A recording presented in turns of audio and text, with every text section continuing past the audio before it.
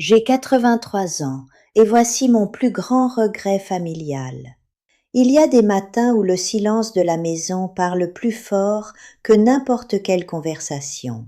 Ce matin-là, j'étais assise près de la fenêtre de ma chambre, les mains posées sur mes genoux comme deux feuilles mortes que le vent a oubliées, et je regardais le jardin. Les roses de Thessalie, c'est ainsi que j'appelais cette variété que j'avais plantée il y a 40 ans, étaient en train de s'ouvrir doucement sous la lumière du mois d'avril. Elles ne savaient pas que j'allais leur confier quelque chose. Elles ne savaient pas que ce jour-là, j'avais décidé de parler. Je m'appelle Vivine, j'ai 83 ans, et j'ai un regret qui pèse sur ma poitrine comme une pierre que personne d'autre ne peut soulever à ma place. Je ne vous raconte pas ceci pour que vous me plaigniez. Je n'ai jamais aimé la pitié, ni la donner, ni la recevoir. Je vous raconte ceci parce que vous êtes peut-être en train de faire exactement la même chose que moi. Peut-être que vous avez 30 ans, 40 ans, 50 ans, et que vous pensez avoir encore le temps. Peut-être que vous repoussez une conversation importante. Peut-être que vous attendez le bon moment pour dire quelque chose d'essentiel à quelqu'un que vous aimez. Et si c'est le cas, alors ce que j'ai à vous dire aujourd'hui est la chose la plus urgente que vous entendrez cette semaine. Laissez-moi vous emmener en arrière, très loin en arrière. J'ai grandi dans une maison où les émotions n'avaient pas de porte d'entrée. Mon père, Corneille Augustin, était un homme de peu de mots, mais de beaucoup de travail. Il fabriquait des horloges. Chaque pièce de la maison tic-taquait, vibrait, sonnait à toutes les heures du jour et de la nuit. Ironique, non ? Vivre entouré d'instruments qui mesurent le temps, et pourtant n'avoir jamais appris à en comprendre la valeur émotionnelle. Ma mère, Séraphèle, était douce mais discrète comme une lumière filtrée par du coton. Elle aimait profondément, je le sais maintenant. Mais elle n'avait pas les mots. Personne dans notre maison n'avait les mots. J'ai hérité de ce silence comme on hérite d'une vieille armoire qu'on n'a pas choisie mais qu'on ne sait pas où mettre. Quand j'ai eu mes enfants, Lorwen, l'aînée, et ma cadette Tiliane, j'avais 26 et 29 ans. J'étais jeune, débordée et convaincue que l'amour suffisait à tout expliquer.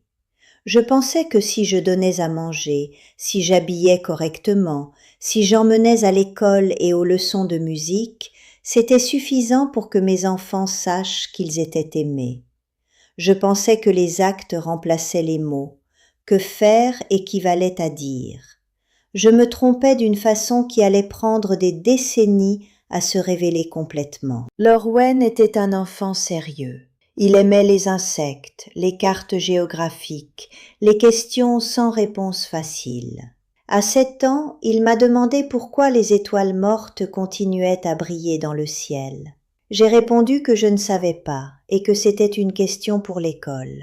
Aujourd'hui, je donnerais tout pour revenir à ce moment-là et lui dire « Quelle belle question, mon amour, parlons-en ensemble pendant des heures ». Mais je ne savais pas encore que ces petits moments-là étaient en réalité des portes. Des portes que j'ai laissées se refermer, une à une, sans m'en rendre compte. Tiliane, elle, était différente.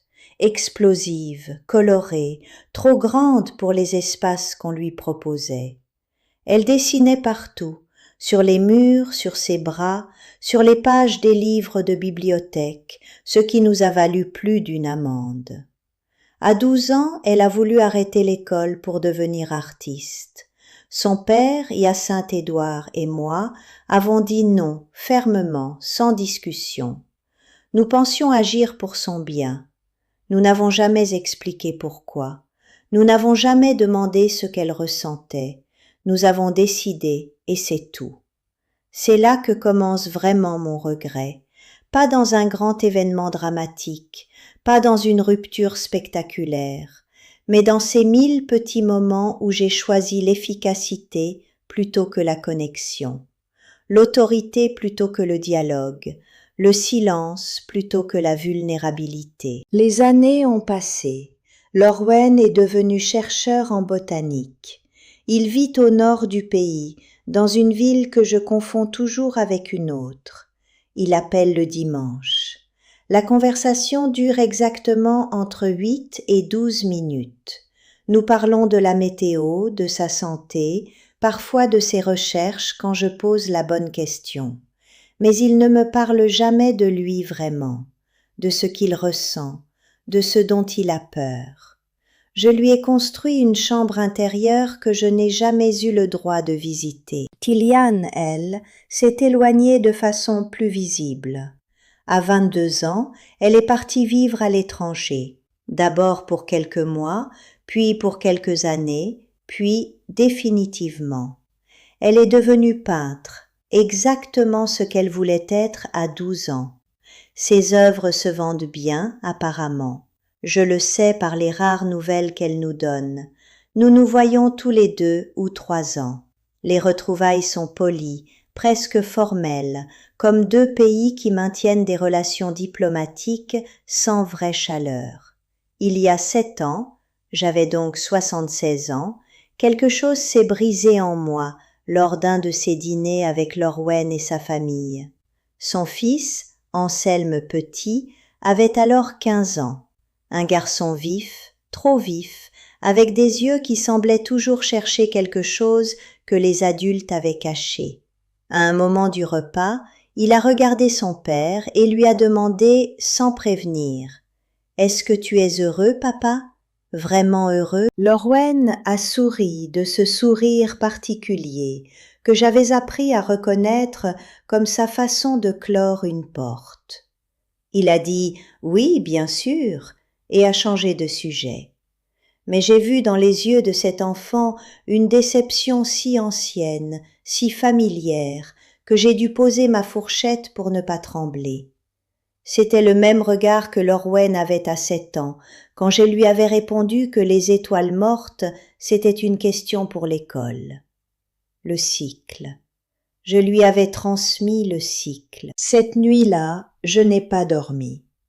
J'ai passé des heures dans le noir, à faire le bilan de ma vie, non pas en termes de ce que j'avais accompli. J'avais travaillé, j'avais élevé 2 enfants, j'avais été présente dans le sens physique du terme, mais en termes de ce que j'avais vraiment donné. Et j'ai réalisé quelque chose d'une clarté douloureuse. Je n'avais jamais appris à mes enfants comment être vulnérables, parce que personne ne me l'avait appris à moi. Et j'avais eu 76 ans pour briser cette chaîne, et je ne l'avais pas fait. Mais voilà ce que la vieillesse m'a donné, que la jeunesse ne donne pas, l'honnêteté brute. Quand on a 83 ans, on n'a plus le luxe de se raconter des histoires. Le temps est trop court pour les mensonges confortables. J'ai décidé d'écrire une lettre à Tilian. Pas un email, pas un message. Une lettre à la main, sur du papier épais que j'avais acheté dans une papeterie du centre-ville, en faisant semblant que c'était pour autre chose. J'ai mis 3 semaines à l'écrire. J'ai recommencé 12 fois. J'ai dit des choses que je n'avais jamais dites à voix haute de ma vie. J'ai reconnu que je n'avais pas su l'écouter quand elle voulait devenir artiste, que j'avais confondu la protection avec le contrôle, que mon silence n'avait jamais été de la sagesse, mais de la peur, que je regrettais profondément de ne pas avoir célébré qui elle était plutôt que d'essayer de façonner qui je pensais qu'elle devrait être. Je lui ai envoyé la lettre un mardi matin. J'ai attendu 3 semaines sans réponse. Puis 1 mois, puis 6 semaines. Je pensais avoir tout raté encore une fois, à ma façon habituelle, mais avec des mots cette fois. Et puis, par une après-midi de novembre, ces après-midi où la lumière tombe si vite qu'on a l'impression que le soleil abandonne, le téléphone a sonné. C'était Tilian. Elle n'a pas dit bonjour, elle a dit « Maman, je t'ai lu 5 fois. » Nous avons parlé pendant 2 heures et demie. Je ne me souviens pas d'avoir déjà parlé 2 heures et demie avec ma propre fille depuis qu'elle était enfant. Elle m'a dit des choses que je n'aurais jamais imaginé entendre. Elle m'a dit qu'elle avait pensé pendant des années que quelque chose n'allait pas chez elle, que si ses propres parents n'arrivaient pas à l'écouter vraiment, c'est qu'elle n'était peut-être pas quelqu'un qui méritait d'être écouté. Elle avait construit toute sa vie sur cette conviction silencieuse. Elle avait choisi des amis qui la négligeaient, des relations qui reproduisaient le schéma familier de l'amour sans dialogue. Et pendant qu'elle me disait tout cela, je pleurais sans bruit, la main sur la bouche, assise dans mon fauteuil vert près de la fenêtre, où j'avais regardé les roses de Thessalie ce matin d'avril, si longtemps auparavant. Mon silence n'était pas neutre, mon silence avait une forme, et cette forme avait habité ma fille pendant des décennies. Nous nous sommes vus 3 mois plus tard. Elle est venue chez moi pour la première fois en 7 ans. Nous avons marché dans le jardin. Elle m'a montré des photos de ses tableaux sur son téléphone. Et pour la première fois de ma mémoire, j'ai dit les mots que j'aurais dû dire à 12 ans devant ses dessins partout sur les murs. Tu as un regard extraordinaire sur le monde. Je suis si fière de qui tu es devenue. Elle a pleuré. Je lui ai tenu la main. Les roses de Thessalie étaient là, toujours, fidèles et sans mémoire. Avec Lorwen, les choses ont été plus lentes. Les hommes de notre famille ne déverrouillent pas aussi vite. Mais après que Tilian lui a parlé de ma lettre, elle le lui a dit apparemment lors d'un appel entre eux que je n'avais pas provoqué, il a fait quelque chose d'inattendu. Il est venu me rendre visite un samedi, seul, sans prévenir vraiment,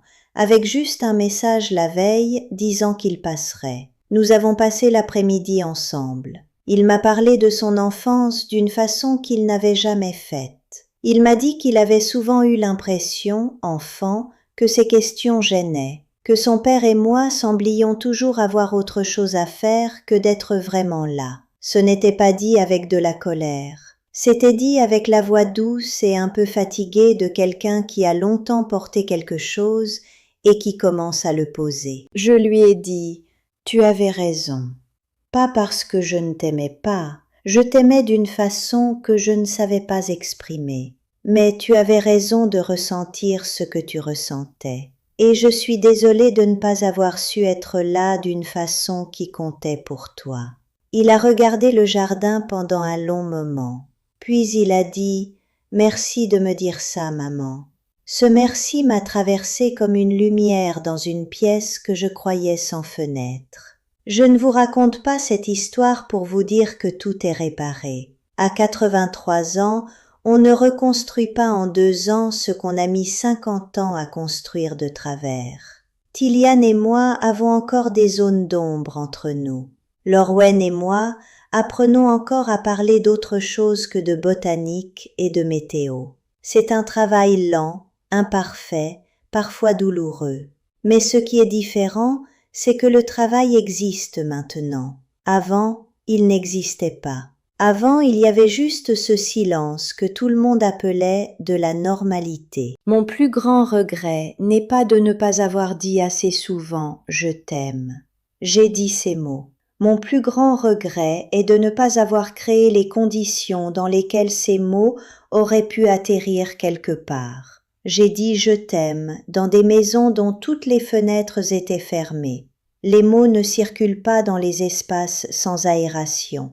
Ce que j'aurais dû faire et ce que je vous demande de faire maintenant, pendant que vous avez encore le temps que je n'avais pas su utiliser, c'est apprendre à rester dans les conversations difficiles.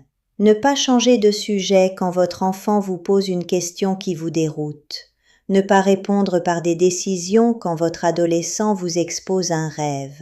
Ne pas vous réfugier dans la liste des choses à faire quand quelqu'un vous demande, vraiment vous demande, « Est-ce que tu vas bien ?» La connexion ne se construit pas dans les grands événements. Elle se construit dans les minutes ordinaires où vous choisissez de rester présent plutôt que de glisser vers l'efficacité. Dans les questions que vous posez et auxquelles vous attendez vraiment la réponse. Dans les silences que vous apprenez à habiter ensemble plutôt qu'à fuir séparément. J'ai 83 ans. Mes genoux me font mal le matin. Je n'entends plus très bien de l'oreille gauche. Je fatigue plus vite que je ne l'aurais voulu. Et je suis en train d'apprendre maintenant, à la fin, ce que j'aurais dû apprendre au début. Comment être vraiment là pour les gens que j'aime. Si vous avez un enfant, quel que soit son âge, que vous sentez loin de vous sans comprendre pourquoi, je vous demande de ne pas attendre que ce soit lui ou elle qui fasse le premier pas.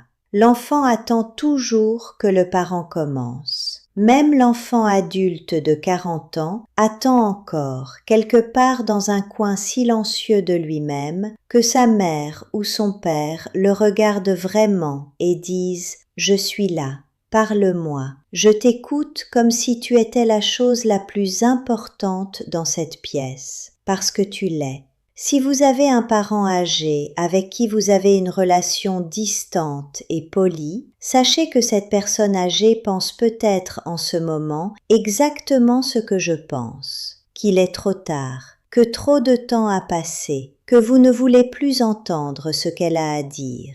Mais rien de tout cela n'est vrai. Il n'est jamais trop tard pour une conversation honnête. Jamais. Même à 83 ans, on peut commencer. Les roses de Thessalie fleurissent encore dans mon jardin. Chaque printemps, sans faute, elles reviennent. Il y a quelque chose de têtu et de magnifique là-dedans, comme si la nature elle-même insistait sur le fait que recommencer est toujours possible, que les racines peuvent tenir même quand les saisons ont été difficiles. Je suis Vivine, j'ai 83 ans. J'ai mis trop longtemps à écrire la lettre la plus importante de ma vie, mais je l'ai écrite, et quelque chose a changé. Vous avez encore du temps. Utilisez-le différemment de moi. Si cette histoire vous a touché, si elle vous a rappelé quelque chose ou quelqu'un, je vous demande une seule chose. Abonnez-vous à cette chaîne. Pas pour moi, je suis une vieille femme avec un jardin et trop de souvenirs, mais parce que nous continuons à parler ici de ces choses que personne ne dit à voix haute, de la famille, du temps, des regrets qu'on peut encore éviter. Cliquez sur la cloche si vous voulez être prévenu quand la prochaine histoire arrive. Et si vous avez quelqu'un à appeler aujourd'hui, un enfant, un parent, un frère, une sœur, peut-être faites ça avant même de cliquer sur quoi que ce soit.